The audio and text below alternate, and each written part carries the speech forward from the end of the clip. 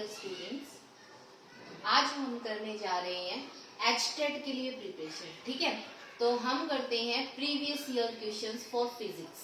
मैं आपको यहाँ पर फिजिक्स के जो पीछे हमारे प्रीवियस ईयर आ चुके हैं एग्जाम में क्वेश्चंस, हम वही सॉल्व करेंगे।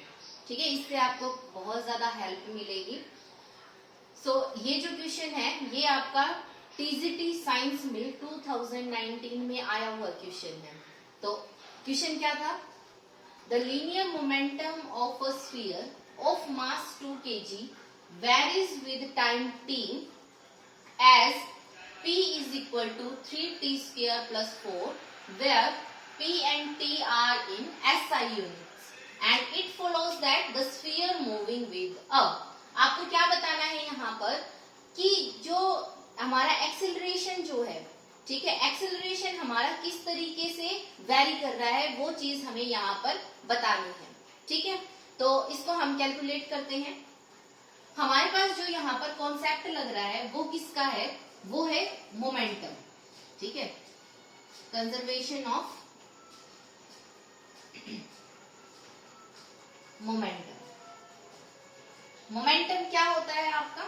मोमेंटम होता है P is equal to m into v, where m is the mass and v is the velocity of the particle. Conservation of momentum में क्या होगा? According to conservation of momentum, when there is no external force, then the total linear momentum of the object remains constant। ठीक है, तो यहाँ पर हमें पता है कि फोर्स जो है वो बाहर से नहीं लग रहा है, तो हम क्या ले सकते हैं? यहाँ पर फोर्स ले सकते हैं। Force according to Newton second law क्या होता है? F is equal to dp by dt। ठीक है, तो फोर्स कैलकुलेट करते हैं। सबसे पहले फोर्स क्या हो जाएगा आपका? d by dt of p की वैल्यू आप ऊपर से पुट करेंगे 3t स्क्वायर प्लस 4। तो यहां से हमारे पास f की वैल्यू क्या आ गई? 4 है कांस्टेंट, तो 0 हो जाएगा डिफरेंशिएशन। 3t स्क्वायर का डिफरेंशिएशन क्या होगा हमारे पास? d by dt of 3t square. 3 जो है वो हमारा क्या हो जाएगा? कांस्टेंट है, बाहर आ जाएगा। तो d बाय dt हम किसका करेंगे? t स्क्वायर का।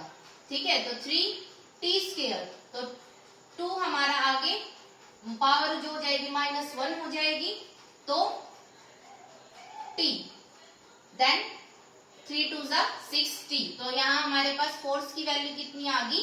6t। ओके, फोर्स कितना आ गया हमारे पास? 6t।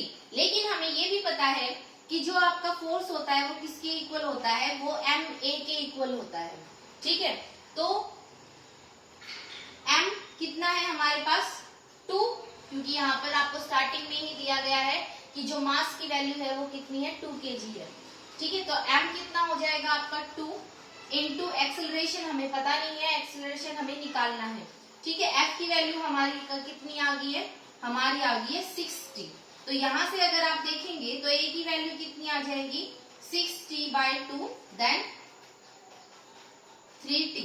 तो एक्सेलरेशन हमारा क्या आ गया? 3t आ गया। इस इक्वेशन से हमें क्या पता चल रहा है कि जो एक्सेलरेशन है वो आपका डायरेक्टली प्रोपोर्शनल है t के। यानी कि जैसे जैसे आपका t बढ़ेगा तो एक्सेलरेशन भी बढ़ेगा, यानी कि एक्सेलरेशन क्या हो रहा है आपका? वेरी कर रहा है। तो यहाँ पर जो स्फीयर होगा moving with a what? Moving with a variable acceleration, then variable acceleration. This is our answer. ठीक है, होप सो आपको जो है ये सॉल्यूशन समझ में आया होगा। अगर किसी को किसी भी तरीके का कोई डाउट है तो वो नीचे कमेंट बॉक्स में मुझे बता सकते हैं। इसी तरीके के क्वेश्चंस जो है अब हम डेली प्रैक्टिस करेंगे फिजिक्स के, तो सब्सक्राइब करना मत भूलिए चैनल को। Thank you.